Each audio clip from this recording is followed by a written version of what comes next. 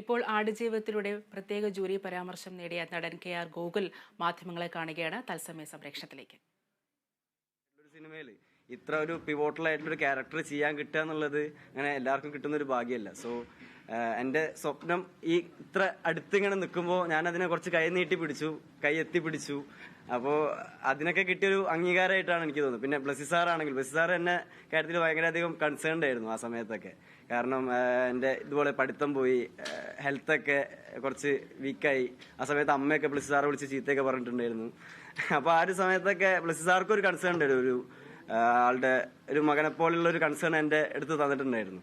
So എല്ലാ ഒരു ടെൻഷൻസിനും എല്ലാ പേടികൾക്കും എല്ലാവരും ഇതിനൊരു ആശ്വാസമായിട്ട് റിലീഫായിട്ടാണ് ഇപ്പോൾ ഈ ഒരു അവാർഡ് എല്ലാവർക്കും കിട്ടിയതായിട്ട് ഞാൻ കാണുന്നത്. എല്ലാവരും എടുത്തൊരു എഫേർട്സിനും എല്ലാ ഹാർഡ്ഷിപ്പിനും ഉള്ളൊരു അംഗീകാരമായിട്ടൊരു ഡിസേർവിംഗ് അംഗീകാരമായിട്ടാണ് എനിക്ക് തോന്നുന്നത്. സോഷ്യൽ മീഡിയയിൽ സിനിമ ഇറങ്ങിക്കഴിഞ്ഞ് വളരെ ഭീകരമായ ഒരു വിഷ്വലും ഉണ്ടായിരുന്നു ഗോകുലിന്റെ ആ ഒരു ബോഡി ട്രാൻസ്ഫോർമേഷന്റെ ഒക്കെ കൂടെ വന്നിട്ട്. പൃഥ്വിരാജും ഇതേ ഒരു എഫേർട്ട് എടുത്തിട്ടുണ്ട്. പക്ഷെ പൃഥ്വിരാജ് ആണെങ്കിലും ബ്ലസ്സി സാർ ആണെങ്കിലും എല്ലാവരും കോമൺ ആയിട്ട് പറയുന്ന ഒരു നെയിം ഗോകുലിന്റേതാണ്. അപ്പൊ ഗോകുലിന് ഫിസിക്കലി ഒരുപാട് ബുദ്ധിമുട്ടുണ്ടായ ഒരു സമയം കൂടാണ്. പിന്നെ ഈ ഒരു ഗ്യാപ്പ് വന്നപ്പോൾ ഒരു 6 വർഷത്തെ ഗ്യാപ്പും കൂടെ വരുന്നുണ്ട്.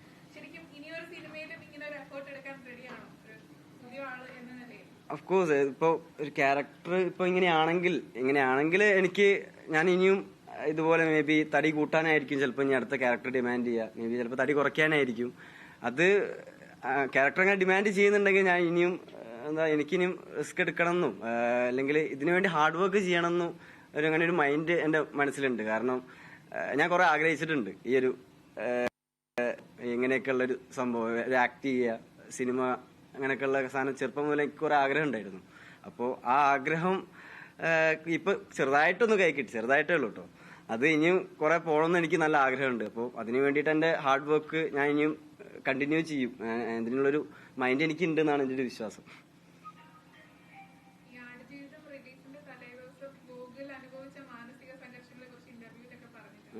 ശരിക്കും ഒരു അവാർഡ് പ്രഖ്യാപനം എന്ന് വരുമ്പോൾ നോമിനേഷൻസ് ഒക്കെ വരുമ്പോഴത്തേക്കും എനിക്ക് കിട്ടുമോ അല്ലെങ്കിൽ സാധ്യത ഉണ്ടാകുമോ എന്നുള്ള ഒരു ചിന്തയോ അങ്ങനെ എന്തെങ്കിലും ഉണ്ടായിരുന്നു? ജസ്റ്റ് ഇമാജിൻ, ഒരു ഇപ്പൊ എനിക്ക് 24 വയസ്സാണ്.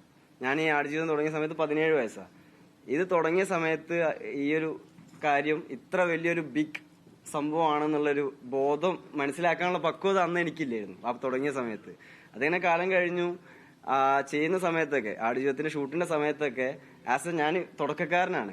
ഞാനപ്പോ മാക്സിമം ബാക്കിയുള്ളവരുടെ കയ്യിൽ നിന്നൊക്കെ അഡ്വൈസസും അവരുടെ എല്ലാവരുടെയും കാര്യങ്ങളും സിനിമയെ പറ്റിയും ഒക്കെ ചോദിച്ചു അറിഞ്ഞു പഠിക്കാൻ ശ്രമിച്ചിട്ട് കൂടുതൽ നന്നാക്കുക എന്നുള്ള രീതിയിൽ ആ സമയത്ത് ചെയ്തതാണ്. ആ ഒരു ഇപ്പോ കുറെ ഇതുപോലത്തെ ഹക്കീമിനെ പോലെ, നജീബ് കെ പോലെയൊക്കെ കുറെ പേര് മരുഭൂമിയിൽ ഇതുപോലെ കഷ്ടപ്പെടുന്നുണ്ട്. അപ്പൊ അവരൊക്കെ ഒരു എന്താ ഫീൽ ചെയ്തത്, എന്തായിരിക്കും ഫീൽ ചെയ്തിട്ടുണ്ട്, അവരെ റെപ്രസെന്റ് ചെയ്യുന്ന ഒരു ക്യാരക്ടർ പോലെയാണ് നമ്മളിത് ചെയ്യുന്നത്. സോ അതിന് മാക്സിമം നീതി പുലർത്തുക എന്നുള്ളൊരു കാര്യം ആ സമയത്ത് ഞങ്ങളിത് ചിന്തിച്ചിട്ടുള്ളൂ. ഇത് ഇങ്ങനെ അവാർഡ് കിട്ടുന്നോ, ഞാൻ എന്റെ തുടക്കമാണ്. അപ്പോൾ അവാർഡൊക്കെ കിട്ടുന്നുള്ള കാര്യം എന്റെ ഒരു നിയറസ്റ്റ് ഇമാജിനേഷനിൽ പോലും ഇല്ലായിരുന്നു. So happy.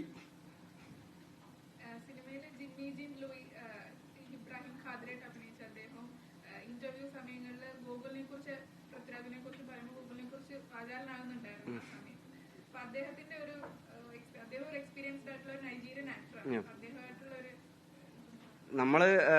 ഒരേ സമയം നമ്മള് കുറച്ചധികം കണക്ട് ആയ രണ്ട് വ്യക്തികളാണ്. കുറെ കാര്യങ്ങളില് ആളുടെ ഒരു ചിൽ മനുഷ്യനാണ്, ഒരു അടിപൊളി മനുഷ്യനാണ്. അപ്പോൾ ആളുടെ ഒരു ലോ ഓഫ് അട്രാക്ഷൻ ഉണ്ടാവും. എല്ലാവരും അങ്ങനെ ഒരു വൈബായിട്ട് ഒരാള് ഒരു റൂമിൽ നിൽക്കുമ്പോൾ അങ്ങനെ ഒരു ലോ ഓഫ് അട്രാക്ഷൻ ഉണ്ടാവും. അതുപോലെ തന്നെ ആളെ ആക്ട് ചെയ്യുന്ന സമയത്ത് ഒരു കൈൻഡ് ഓഫ് മെഡിറ്റേറ്റീവ് ഒരു പോലെ ആക്ട് ചെയ്യുന്നതിന് മുന്നേ വേറൊരാളായിരിക്കും. ആക്ട് ചെയ്ത് തുടങ്ങുന്ന സമയത്ത് ആളൊരു സബ്റ്റിലായിട്ടുള്ള എക്സ്പ്രഷൻസ്, അങ്ങനെ കുറെ സാധനങ്ങൾ ഞാൻ നേരിട്ട് കണ്ട് എക്സ്പീരിയൻസ് ചെയ്യാൻ പറ്റിയിട്ടുണ്ട് കൂടെ അഭിനയിക്കുമ്പോഴൊക്കെ. സോ ഒരു ബ്രില്യന്റ് ആക്ടറാണ്, ലൈക്ക് ഹോളിവുഡാണ് ആ ഒരു ആക്ടറാണ്. സോ ആളുടെ കൂടെ വർക്ക് ചെയ്യാൻ പറ്റിയത് ഒരു വണ്ടർഫുൾ എക്സ്പീരിയൻസ് ആണ്. കാരണം നമ്മുടെ ഒരു മോളിവുഡ് രീതികളിലല്ലാതെ ആള് പറയുന്ന കഥകള്, ആള് പറയുന്ന സെറ്റിലെ കഥകള് ഒക്കെ പുറത്തുള്ള കുറെ കഥകളായിരുന്നു. അപ്പൊ ആളുടെ കഥകൾ കേൾക്കുക, ആളുടെ എക്സ്പീരിയൻസ് കേൾക്കുക, ആള് ഒരു ആക്ടിങ്ങിനെ, ഒരു ആക്ടറിനെ, ഒരു ക്യാരക്ടറിനെ അപ്രോച്ച് ചെയ്യുന്ന രീതി കേൾക്കുക, അതെനിക്ക് പറഞ്ഞു തരായിരുന്നു. അതായത് എന്നെ ഒരു ബഡ്ഡിങ് ആക്ടർ എന്നുള്ള രീതിയിൽ കൺസിഡർ ചെയ്തിട്ട് എന്നെ നേച്ചർ ചെയ്യാണ് ജിമിച്ചായ മാത്രമല്ല കേട്ടോ കാര്യം, ബ്ലസ്സി സാറാണെങ്കിലും ഇപ്പോൾ രാജുവേട്ടനാണെങ്കിലും ബാക്കിയുള്ള എല്ലാ ആക്ടേഴ്സും റിക്ക് ആയാലും താലിബ് സാർ ആയാലും അവരൊക്കെ എനിക്ക് തന്നൊരു കൈൻഡ് ഓഫ് നേച്ചറിങ്ങും സ്നേഹവും ഉണ്ട്. അതൊക്കെ കൂടിയാണ് ഈ ഒരു അവാർഡിലേക്ക് എത്തിച്ചത്. അവാർഡിലുപരി ഇപ്പോഴും എനിക്ക് ഹക്കീമിന് വേണ്ടി കിട്ടുന്ന ഒരു ലവ് ഉണ്ട്.